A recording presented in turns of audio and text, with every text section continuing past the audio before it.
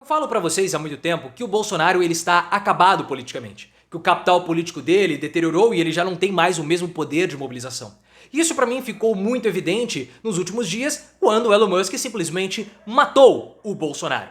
E o Musk matou, porque em poucos dias o Musk fez o que o Bolsonaro não consegue mais fazer e não tem capacidade de fazer em 1 ano e meio praticamente. A força e a mobilização que o empresário conseguiu, o Bolsonaro já não vai mais conseguir. E por quê? Porque Musk atacou o STF e Alexandre de Moraes, o que Bolsonaro não pode fazer. Quando Bolsonaro, na figura de Flávio, pôde atacar o STF entoando as críticas do Musk, ele recuou e foi muito criticado pelos bolsonaristas. Mas eu quero saber a sua opinião. Musk é mais bolsonarista que Bolsonaro? Bolsonaro está acabado politicamente? Isso abre espaço para outras lideranças? Se você acha que o Bolsonaro está acabado, deixa o like e, claro, se inscreva no canal.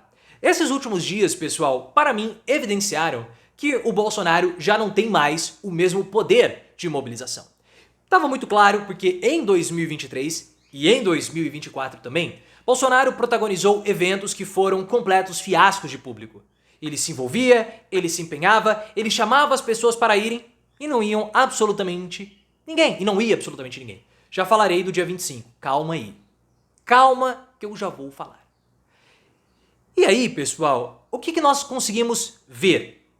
Que o Elon Musk, ele mobilizou o bolsonarismo sem precisar se apoiar em Bolsonaro. Porque no dia 25 houve a mobilização bolsonarista, mas o Silas Malafaia se apoiou na imagem do Bolsonaro. O Musk não. O Musk ele fez uma mobilização completamente independente do Bolsonaro, simplesmente porque ele atacou o STF e o Alexandre de Moraes. E esse engajamento que o Musk teve, o Bolsonaro não conseguiu desde o início de 2023.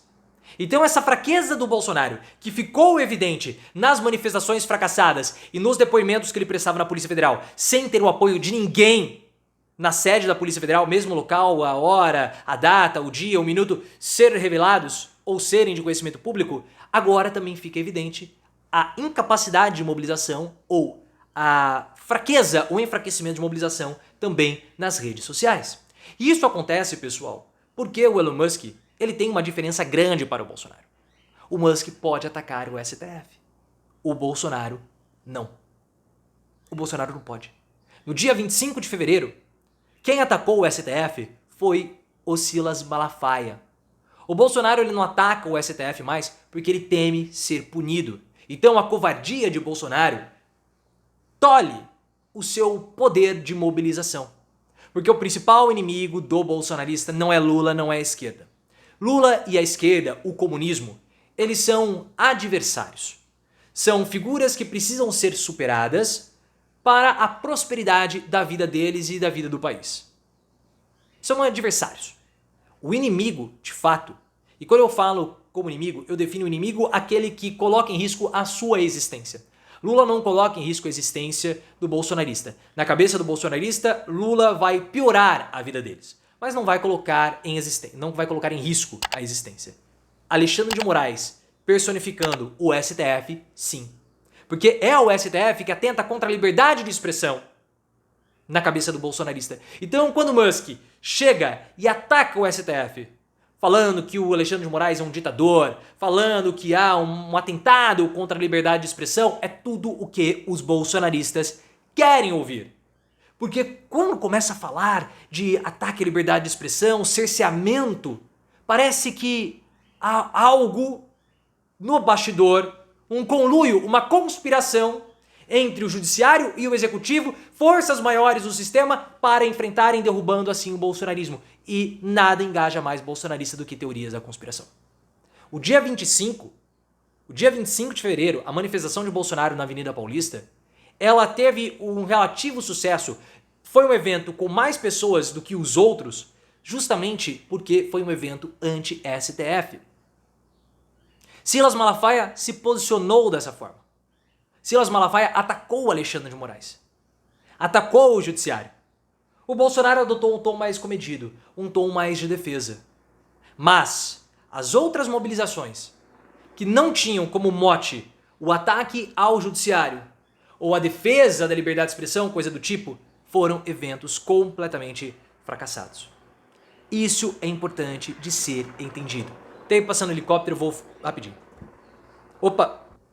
E um evento que sintetiza bem a morte do Bolsonaro nas mãos do Elon Musk foi o Flávio Bolsonaro no Roda Viva no início da semana.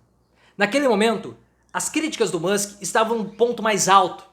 E o Flávio, ao invés de endossar essas críticas, ele recuou. Ao invés de ele falar que sim, há uma necessidade de impeachment de ministro do Supremo, Flávio recuou. Flávio mostrou que ele é frouxo, porque ele disse que essa não seria a solução. Ele desagradou e frustrou todos os bolsonaristas, porque os bolsonaristas não querem recuo. Eles querem sempre mais, eles querem uma escalada maior. A gente sabe que Musk não tem força, ele é um bravateiro, ele não vai fazer absolutamente nada a não ser as críticas, a não ser falar. Mas o que Musk fez, Bolsonaro não vai fazer. Flávio deu o recado muito claro, deu o sinal. Nós não podemos fazer o que vocês esperam que a gente faça. Não atacaremos ministros do STF. E o que evidencia toda essa situação e a frustração do Flávio Bolsonaro, dos manifestantes com o Flávio Bolsonaro, é que o bolsonarismo ele é um movimento maior do que o próprio Bolsonaro. Isso ficou evidente em 2022, quando deputados de direita tiveram mais votos do que o Bolsonaro. Mais votos do que o Bolsonaro. E a direita hoje é uma direita bolsonarista.